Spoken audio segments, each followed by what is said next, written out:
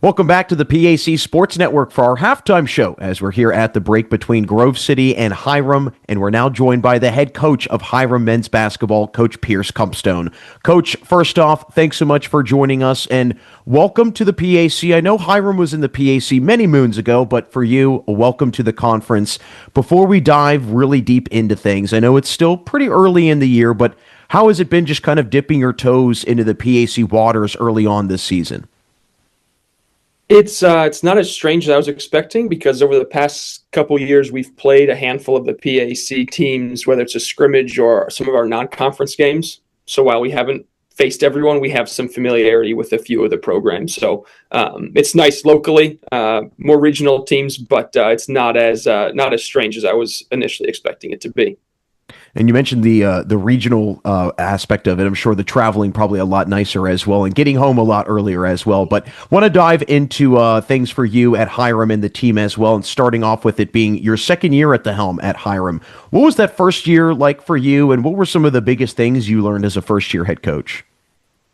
I think the first year was really just I think trying to capitalize on the players that we had. You know, we had some talented upperclassmen, we had some talented younger guys, but being a first year head coach, it was more along the lines of trying to get everyone on the same page, understanding that there's going to be a lot of learning on the fly.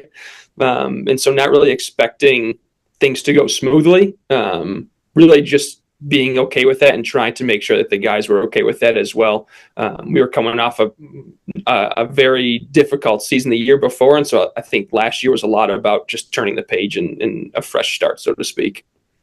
Well, I'm sure it's a very unique perspective for you because you're a former player, played at the Division II level at Stonehill College and played overseas professionally, very talented at the levels that you played at, and bringing a little bit of that playing background and recently removed from playing as well. How much do you feel that maybe that has helped you maybe relate to some of these players and also just having that understanding that, hey, I was in your shoes not too long ago? I think that's the big key right there is not being so far removed from my own playing career. So, guys going through shooting struggles, guys, difficulty understanding or accepting roles. These are all things that I experienced not too long ago. And so maybe having some of those more one-on-one conversations, not everyone experiences the same things the same way I did. So I'm not trying to, get them to understand it through my perspective, but I think it allows me to relate a little bit with them. And then developmental purposes as well. Pulling from my own playing career allows me to dig into those player development sessions as well. I have to ask, how often are you jumping into scrimmages? Not very often. Not very often. My conditioning is zero right about now. Well, smart on you to know your pick your battles, if you will, and stay on the sidelines nowadays. But I want to get into this year because, like you mentioned, you had a pretty experienced team last year, led by Trent Chikaki, who was an all-conference player, 1,000-point scorer. Who are some of the players this year that have early on stepped in to fill that void that he left, being a 15-point per game scorer? Yeah, that was a huge key for us going into this season, understanding that we were not expecting one player to come in and fill his shoes one to one. He scored 47 points against Hilbert a couple of years ago. Our main focus was on having the team fill those points, and so we've had obviously Brock, one of our I think our best shooter. He can space the floor really well, so he can knock down a handful of threes on any given night. We have Colin Jones, who's returning as a sophomore this year, who's a dynamic three-level scorer. We have a junior, Avery, AJ Scott, who's coming off a knee injury, who's proved to be someone who can fill the stat sheet for us. And so I think on any given night, we have a handful of guys who can do the scoring. I don't think it's going to be a one-to-one to fill Trent's scoring last year, but I think it's going to be more of a team effort for us this year. You mentioned Colin Jones having such a strong season thus far. What is it about his game and in his game that allows him to be such a great scorer, but also incredibly efficient? Yeah, I think the key to his game really is that he plays at his pace. Defenses with everyone try to speed up main scorers, try to get him out of their rhythm. But I think he's confident in his abilities, and so it allows him to play at a pace that he can, maximize his skill set at. He doesn't really seem to ever really be rushed. He has some of those underclassmen learning moments still, but I think the pace that he plays in and the confidence he has just allows him to score at all three levels.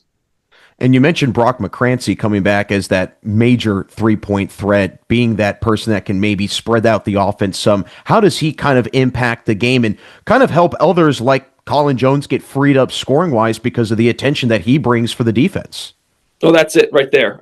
You can't leave Brock open. Last year he shot close to 50% from three, which is absurd. I had to remind myself every once in a while to go back and look at that to make sure I'm not making it up.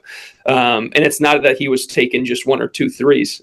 He was a volume shooter for us and will be again. And, the scouting report is out, so he's going to get a lot of attention, whether, running sets for him or whether it's just in the flow of our offense. And so having that pressure from three will open up the scoring, inside the three for us and some of our more dynamic slashers like Colin. Having a great offense means you have to have a good defense as well, and it feels like DJ Niles to start the year has been that anchor for you defensively. How important has he been thus far to kind of be that last line of defense, being that rim protector to kind of plug up those defensive lapses?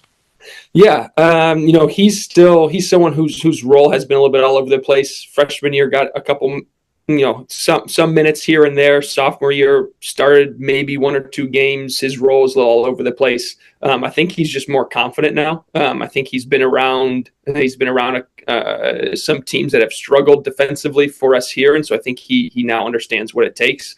I think for him, his focus is really just on rebounding. I tell him every day, every game, before every practice, hey, every rebound's yours.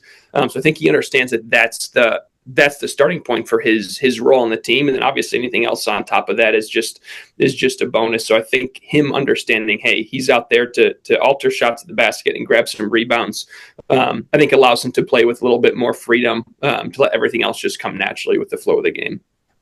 Well, certainly very excited to see how Hiram takes things this year in the PAC and the full PAC schedule that is ahead for the Terriers. Coach, before we let you run, I want to hear from you. With it being first year back in the PAC after a long absence, how and what will it be that can get your team to a very deep run in the PAC, but ultimately leave a great first impression in year one in the conference?